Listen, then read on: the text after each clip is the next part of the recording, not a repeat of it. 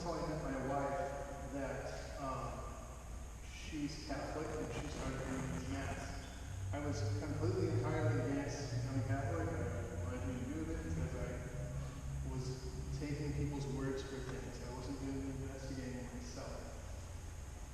As I came into the doors of the Catholic Church, I knew I wanted to marry my wife, so I decided to look into RCIA. I started coming around with the idea. I started attending Mass and kind of getting a feel for things. And so I said, I can't turn something away that I don't understand yet.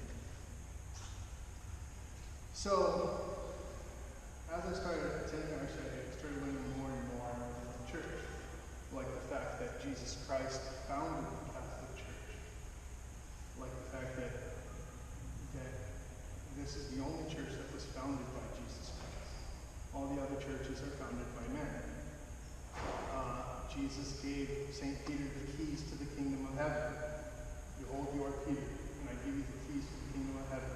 Whatever you bind on earth will be bound in heaven, and whatever you loose on earth will be loosed in heaven. Whenever you go back to the Blessed Sacrament up there, I want you to look at that flag. That's the crest of that's the coat of arms crest for the Catholic Church. You'll see Pope's hat there. I don't know what it's called, but underneath that are two keys.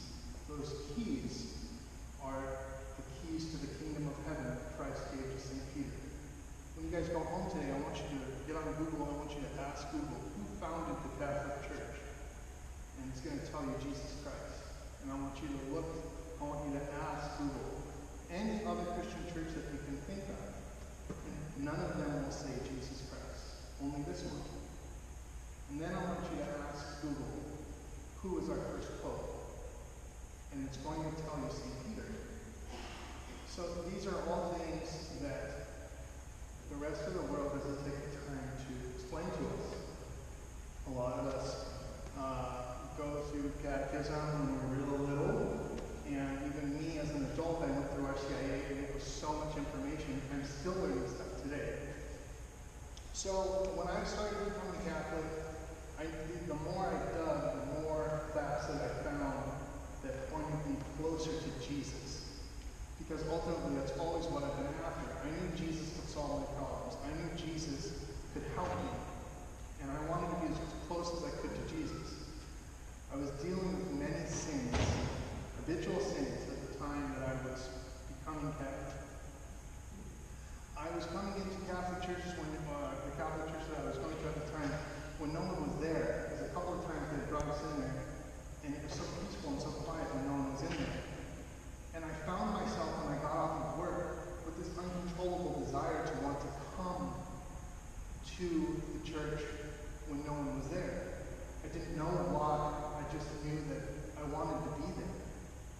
And it turned into me coming nearly like almost every day after work. I wasn't watching TV anymore. I started reading more books. It was just this kind of weird thing to where I had this uncontrollable desire to come to church. It wasn't until later that I discovered what the Blessed Sacrament was. That it's Christ's body, and this is true presence. And that my godfather, who was walking me through the sacraments, explained to me that you're being called here. It's not your own idea that you want to come here.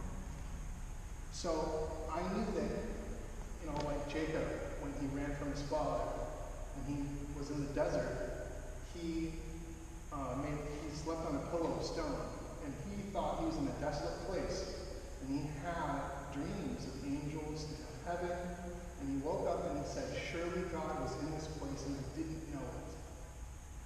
That's how I felt when I found out these things, and as I continued to come to the church when no one was there, I eventually ran into a group of people who were so kind and invited to me, and they were praying the rosary every Friday at 4. These people were the Legion of Mary. It's the first time I ever heard about the Legion of Mary. I didn't know anything about Mary. I didn't know who Mary was. I had no clue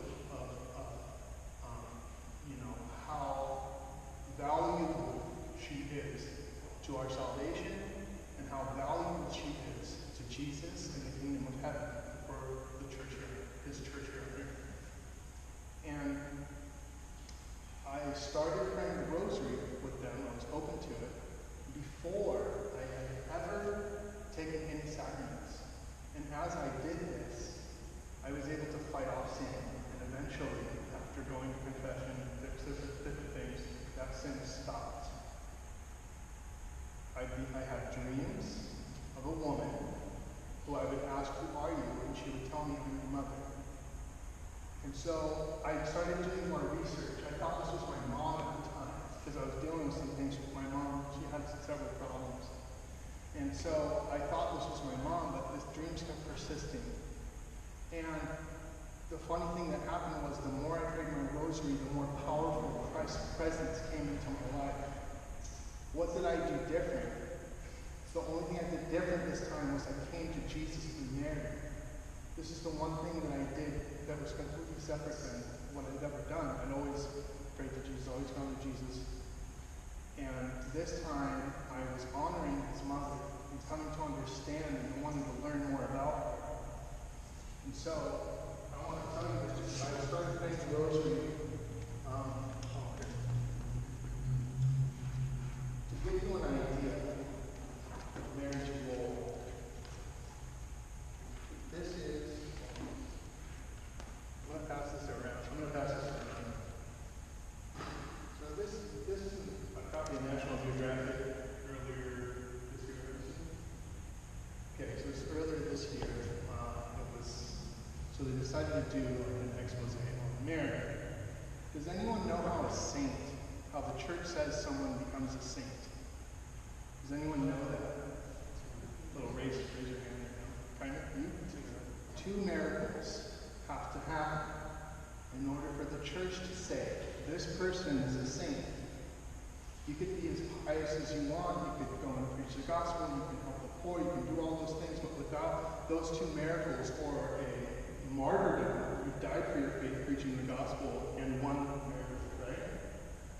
The church will not, you would not be canonized. You would not be canonized. Every single picture of people up here on these glass windows have at least 2 miracles linked to their death, or someone asked them to intercede for them, and they did, and those miracles happened. The Vatican investigates. They have a team of people that try to prove the miracle wrong. Is there any natural means that this could have happened? Any possible way? When they cannot prove it, it's deemed a miracle. This here is a map and a timeline.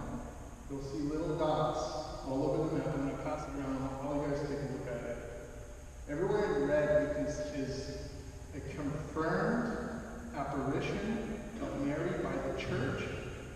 And everywhere that you see a cross is where Mary interacted with someone, either with a dream or in person.